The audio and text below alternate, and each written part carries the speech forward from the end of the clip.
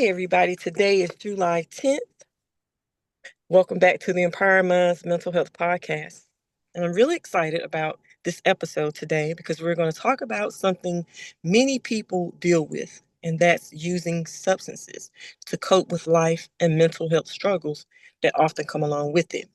And so, my guest today knows this both personally and professionally. She's been through it herself. She's seen it in her family and her clients, and now she helps others through her life coaching and confidence coaching work. She's here to share her story. So, we're going to talk about what's possible when it comes to healing and give us some real practical steps that we can all take in to feel better and take back control. Thank you for agreeing to come on today. Thank you so much for having me. I really appreciate it. You're welcome. So, we're just going to jump right into it. If you can tell us a little bit about yourself, your personal story, and what led you to do the work that you do now. Well, hello, I'm Teemaree, and basically my personal story, ever since I was a young girl, I was indoctrinated, if you will, into a family that just coped with struggles using substances. So as a child, that's something that I saw. As a matter of fact, I have an early memory of being a kid and telling the babysitter something I'd seen that was actually a secret, but I didn't know it was a secret yet, that kind of thing. It was just normal to me. So, as a child, seeing this behavior and then later on getting into situations where not only I wanted to improve my own life and get out of circumstances around me, but also really having to get past dealing with problems that way myself, Mm-hmm. I started to discover ways to overcome personal obstacles, gain confidence, and this type of thing because I needed it first. So that was really the beginning point. And as I started to do the work myself, 12-step programs, reading self-help books, and doing mind, body, spirit work, not only did I see that it worked, but then I started to develop my own methods. To help interested friends and family, and so that was really my start. And so now I do life, health, and spiritual coaching. My method is transformation through joy, and we're looking at holistic ways to really not just deal with problems, but kind of work them out so they're no longer obstacles. And Mm-hmm. that's kind of a little bit of my start. Okay, thank you for that, for your transparency, because there are many families even today that experience those types of dynamics, and so seeing it from a child's lens, it becomes normal, if that makes sense. So thank you for your transparency. Sometimes, people are afraid to kind of talk around the stigmas around these different things, and so they may not seek a treatment or help. So thank you for that transparency. I appreciate that. Okay. Sure thing. So why do you think so many people turn to substance abuse when they are hurting emotionally? Oh, wow. So, we turn to substance abuse for a number of reasons. Sometimes it's because that's what is modeled. And so the people we love and we respect and the people we're around, it's so normalized that that's just what we think is done. And so we adopt that behavior. Um, so that's a big main one. Other times, maybe the person doesn't have that type of upbringing and they have something that's considered just totally opposite, but now they're around friends or people they respect or are coming up with in life, in school, in work, and they start to see this seemingly exotic way to release tension, and it's framed as like, hey, this is a fun thing to do, so why not? Um, and to be honest, I think systematically, it's so hard to get help for our emotions, to get help for how we handle these things, or to even feel safe to talk about it, Yeah. that alone sometimes will have us seeking other things, and these things are just made more available and easier to get. So that's, I think, what ends up happening. Yes, that is true. My son's grandmother, on his paternal side, and my dad, I was very close with both of them, and they were Mhm. close also. And they passed about just a little over 5 months apart from each other. So she passed July, and then my dad passed in December. And so that was a very devastating.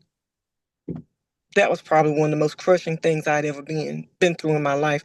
And so I knew I was dealing with symptoms of depression, but I was embarrassed to talk about it. So I turned to substance abuse as a way to cope. And at the time, that was my coping mechanism. I thought that was what I should, or that was something that I could do because of the stigmas around mental health. Yeah, I really was embarrassed, but I was glad that at some point I went to a therapist and I felt comfortable enough to start sharing to get some help. But there are a lot of people, even present day, they will not seek help. And so I'm glad that you were sharing these things, and in hopes when the viewers come on later, they will see that yes, there really is light at the end of the tunnel. You can, get help and you can overcome. Absolutely. I can so relate to, from a different lens, but relate to your experience. After doing, there was a couple of things happening here. So, firstly, there have been times where you're absolutely right. It was embarrassing to admit, I have this problem Hmm. and I need help.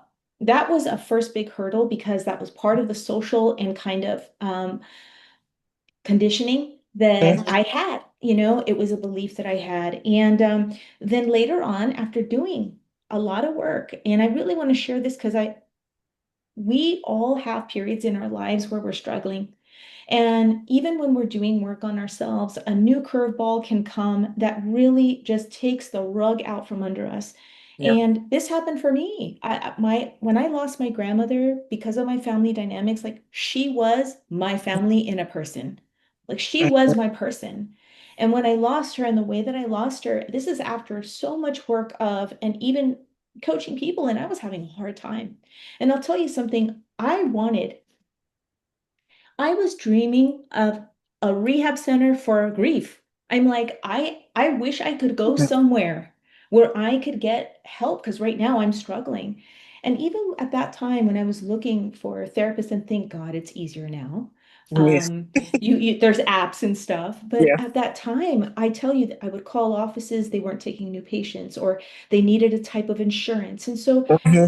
I really want to stress this so that anyone listening or watching could understand that this is part of it. You're not alone. If you have this feeling, it's okay, and there is help, and there's many ways to get help. So, yeah, I can so relate. Hmm. And part of that help is the healing process. So Mhm. what helped you start the healing process, and how do you help others do the same? Well, what helped me in the beginning, like I had said, was I first had to be willing. So that is the main thing. Like you have got to be willing. That is all it takes. If you are a spiritual person, if you believe in God, uh, you may have heard this. If you have faith of a mustard seed, now let me tell you, I know now we are close to farms. We don't know the size of these seeds, okay? A mustard seed is literally like this tiny, like Yeah. inside of my fingertips. Hmm. And it's the same thing for change. If Yep. you have a seed, a desire to change your life enough to just say, I need help, things will start to happen. So that was the first thing. And then I started to seek out because of that seed.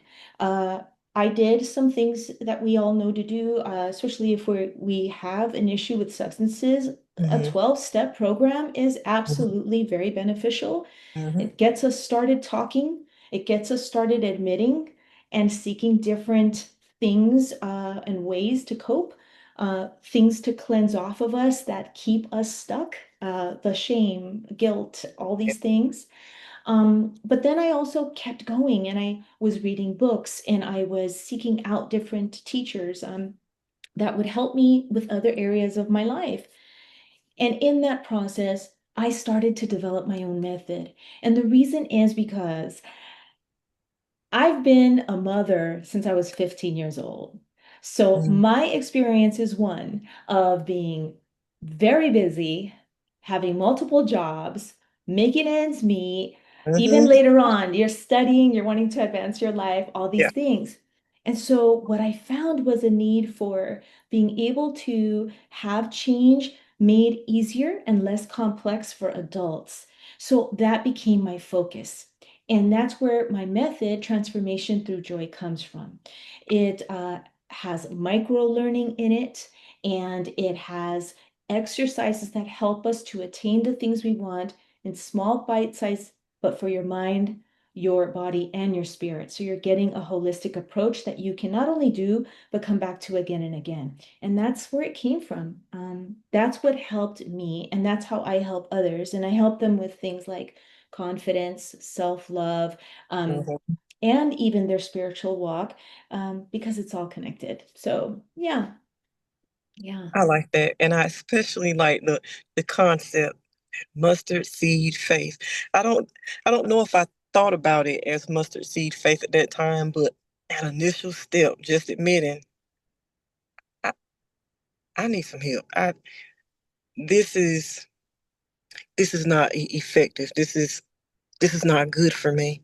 So when you have that self-reflection and that self-examination sometimes, and you get to the root cause of like why you're doing the things you're doing, a lot of times that is helpful. And I guess you can put that under that umbrella, mustard seed faith. I like that. That was good. Hello. I like that.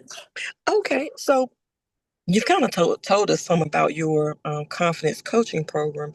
So my last question for you: if someone who will listen to this later, they are maybe feeling stuck or overwhelmed, what is one small step that they could take today to kind of start on their process of recovery? Well, okay. Um, I'll give you three. Okay, perfect. So, if you are a spiritual person, if you believe in God, something, a higher power that is outside of you, but potentially close, and you are struggling, you are just sometimes you don't even have the words to say in a prayer, Yeah. okay? Because if we could keep it 100% real, sometimes we don't even know what to pray. We're just like, I am Yes, just, right? I've been there. So, yes, me too. And I'm just like, oh my gosh, Yeah. all you have to do is say, help me, God. Yep. Help me, God. Mm-hmm. You don't need to outline the help me, help me, God, help me, Jesus, help me, Lord, whatever, for you, Yep. what's appropriate for you. But just those three words is an act of surrender and an act of opening for you to allow that higher power, that God, to help you out. That's if you're a spiritual person. Some of you may not feel that. It's all good. I got something else for you too. Okay. So if you are someone that is, you are feeling like you need help and you are just having a really, really hard time, I'm going to give you a practical tip that this will help you physically, okay?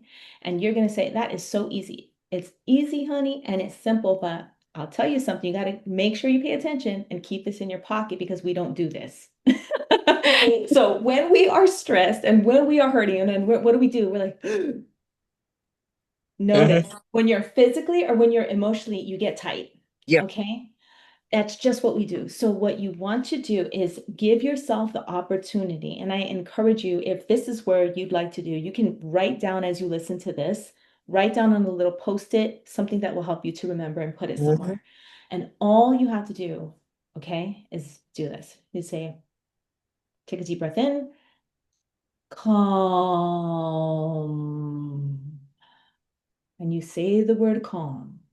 And it will help you to take that deep breath and release it in a way that is mixing a couple of things. It's mixing deep breaths for you to get back into a I am calm physically. This is science here.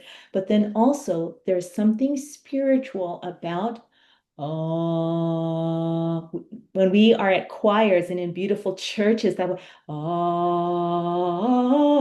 right? Mhm. In yogis, oh. So when we say calm, suddenly things are vibrating. Ah. Mhm. And that can give you that moment to just reset, like, okay, I'm ready for the next thing, whatever that may be. You can do it a few times. And that can be done anywhere, honey, in the shower, in the car, in the office, in the bathroom. Yeah. Right? So the final one that I want to give you, this one isn't so quick at the ready, but it does help, okay? When you get a silent moment, Mhm. okay? And you're in that funk, because usually that's what'll happen, right? It's like a mental, it's a funk. It doesn't leave us. We're like, why am I down? Or why Mhm. is my energy gone? What's happening, Mhm. right? Get out a piece of paper. And I'm telling you this. I know we all want to use these, okay? And you can. I'm not going to be so strict. But if you can use a traditional, old Yes. school, back in the day piece of paper and a pencil or pen, Mhm. okay, there is magic somehow in writing. So Yes. what you want to do is when you have that silent moment, there has been a funk circling you and you don't know why. Just take a breath and say, I'm ready to understand this now. What's Mhm. happening? Mhm. And let yourself write whatever it is. Mhm.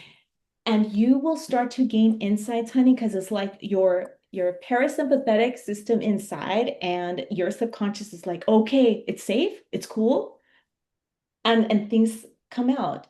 And so those three things can be simple ways to help you start to reset so you Mhm. can be prepared for the next step. I like that.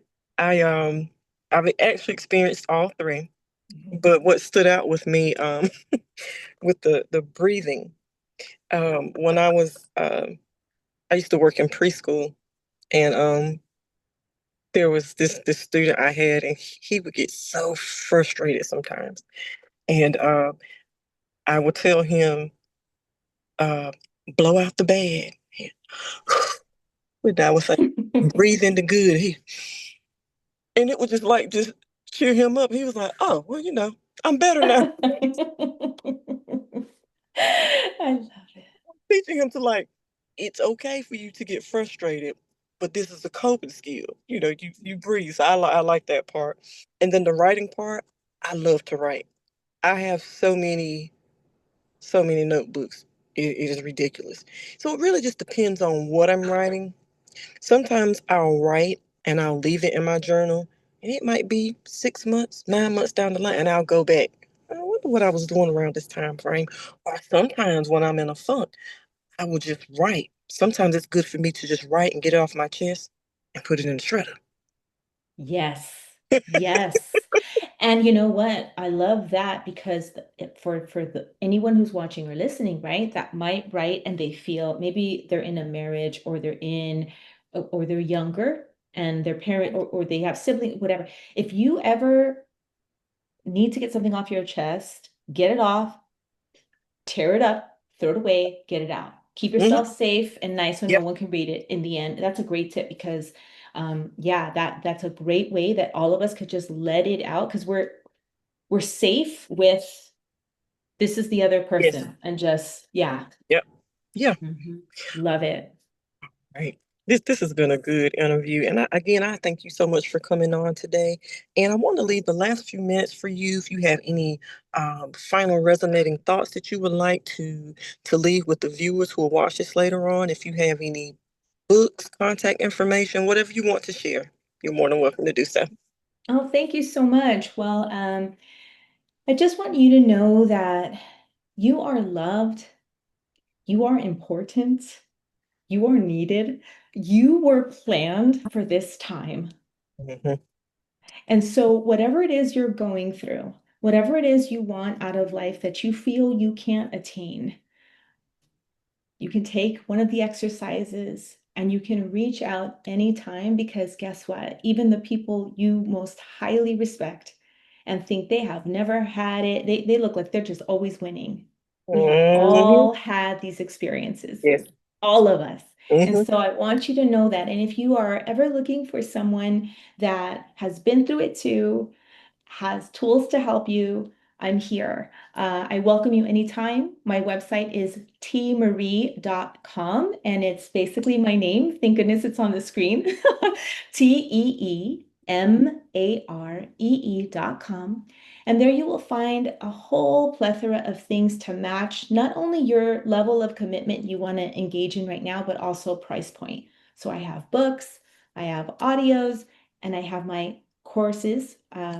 That can help you. And like I said earlier, it's micro learning, it's mind, body, spirit. So even if you are busy and stressed and you already have a lot of things on your plate, it's something you can do in minutes a day and keep coming back and receive that momentary and then lasting. Because, honey, it's a muscle we got to build. Yeah. Right? Yes. Yes. Yes. Absolutely. Yes. This has been, I don't know. My last, I've had good interviews overall since I've been podcasting, but the last, I want to say like three or four are just like so flowy, so airy, just like organic. Like it just, I feel like I already knew you and like I just brought you on as a guest. And I really like when I have podcasts like that where you just kind of just gel with the person. Like your spirit is very, I like Oh, thank you so much. That it. means so much to me. Absolutely. All right. Well, again, thank you for your time. I will be in contact with you soon, and I will make sure to put your contact information. You never know, someone may want to reach out to you and connect for services. That sounds great. All Thank you right. so much for having me. All right. Welcome. Thank you. Take care. Bye. Bye.